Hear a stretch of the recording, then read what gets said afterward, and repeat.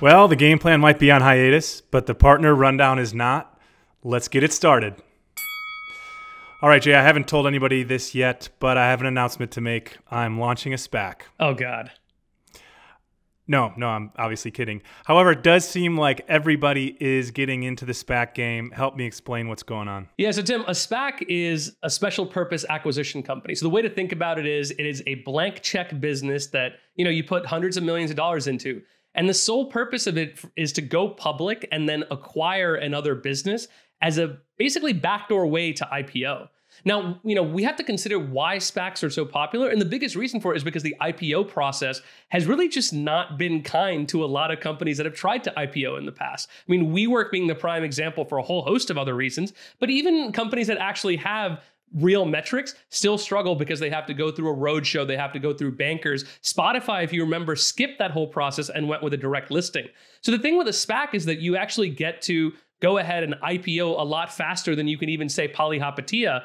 The challenge, though, is that when you actually look at the fees, it's a lot more than you would have for a traditional IPO, even though the process might be a lot faster and the scrutiny might be a lot less than you would get from public market investors. Yeah, Jay, you're right. I think this is definitely driven by the amount of scrutiny that's out there and companies wanting to go public faster without having to deal with that. But one reality is it's just as expensive, if not more expensive, to take on this approach, given all the lawyer fees and other administrative work and accounting work that needs to go into merging these companies. I think it's a big sign of the fact that there's just too much capital out there. You mentioned Chamath. He talks about this all the time, how in the last 20 years, we now have half as many public companies, but the market cap of public companies is over 10x. And so that's the sign to you as a founder or a CEO of a company. Hey, I should go public. There's a lot of capital to unlock there. But it doesn't necessarily mean that these companies are going to work. And where I get the most concerned is when there's not a clear thesis or alignment with a company already for some of these SPACs. And it's going to be really interesting to see how that all plays out. Well, Tim, you and I remember when direct-to-consumer companies were all the rage. But now it seems like that white-hot market has gone ice cold. Why did that happen? Yeah, well, the reality is I think a lot of us venture capitalists approach these D2C companies in the same way we were approaching software companies. And we saw this unbelievable growth right out of the gate that backed that up. The problem is twofold. First of all, a lot of that growth was driven by low-cost paid social. And that just dries up for you, both from the amount of competition that's in the marketplace for those same consumers with other D2C brands and legacy brands getting into the paid social game.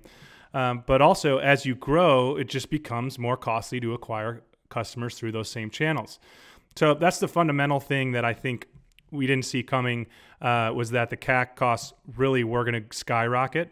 But then when you combine that with the fact that these are not software businesses, oftentimes these are durables, which have hard costs associated with them, you don't get the same kind of economies of scale. You've got to pay on a customer by customer basis. So if you're not making an absolutely huge margin out of that customer on their very first transaction, you're going to run into a lot of problems. And I think that's what we've seen with a lot of these more recent D2C failures. Yeah, I think you made a spot on point there, which is venture capital was really designed for software margins. And when these companies were prioritizing verticalization, where they were raising $10 million, buying out a razor blade factory, it made sense because, once you actually got that thing stood up, you were going to be pulling in something like 80% margins. And the thing to remember in direct to consumer is that there's really just two levers. You either increase LTV or you decrease cost of customer acquisition, CAC.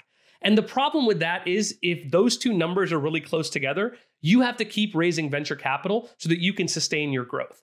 And so we haven't seen too many businesses that can reliably grow LTV while reliably keeping CAC down, especially as social channels become problematic. I think the companies that are poised to succeed are the ones that find a way to acquire customers a lot more cheaply. So whether that's going out and bringing on an influencer-based strategy, whether it's going out and truly building a community, whether that's going out and having your own media platform, there are a lot of different ways that D2C is still investable, but pumping tons of venture capital into a business that doesn't have software margins is absolutely not one of them. Well, it was a big deal when Derek Jeter launched the Players Tribune when he retired in 2014. But now we are seeing just about every player enter into the media space. Why are we seeing it now? Well, Tim, I think you have to realize from the conversations that we've had on the game plan that retirement is such a pivotal moment in the life of an athlete.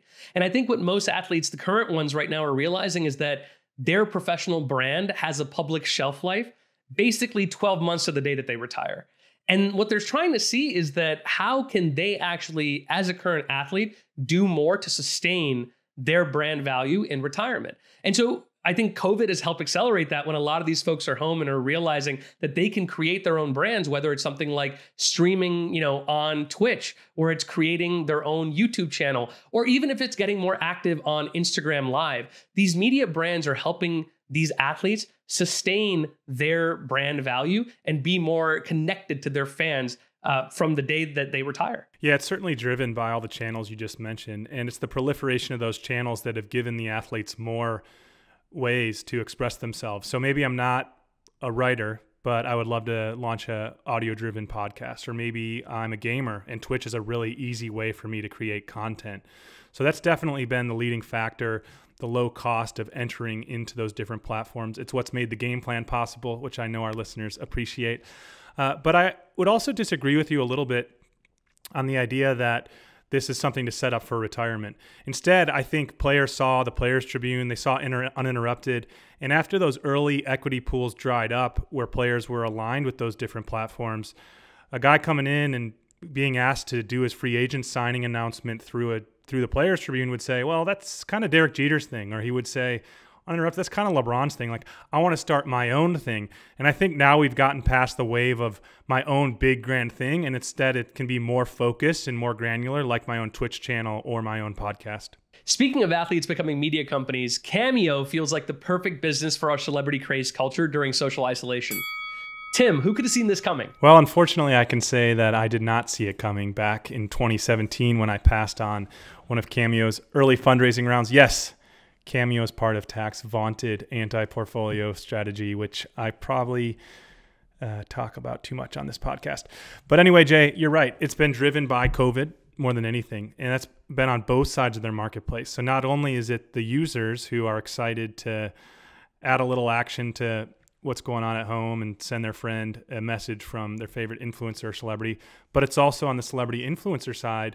Why not make some extra dough while you're doing the exact same thing sitting at home? So it's been fun to watch this growth. I am interested to see, I think there's a lot of new entrants that are trying to tap into this, and that's going to happen anytime you have a company just skyrocket to this kind of growth. So they'll definitely have to put up their defenses and gain as much lock-in, and I'm sure there's arbitrage on their fees and other things. And we'll also see where it goes once COVID hopefully comes to a head and people are back to their daily lives. Yeah, I think, Tim, the important thing to remember here is that it's not just the A-list celebrities that are making all the money on Cameo. It's actually been, there's 25,000 influencers that are on this platform.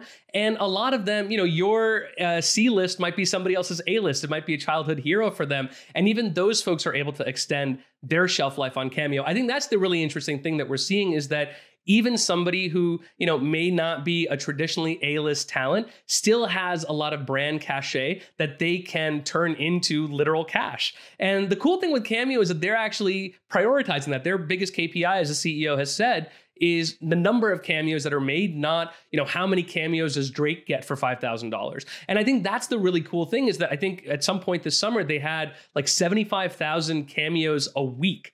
And that's wild. I mean, the number of folks that are engaging with it, it just goes to show why they've gone on to raise, I think, $65 million in capital and have become a darling of venture capitalists who traditionally don't invest in media companies. So I'm excited to see where this platform goes. And I think it continues to show the power of celebrity in our culture today.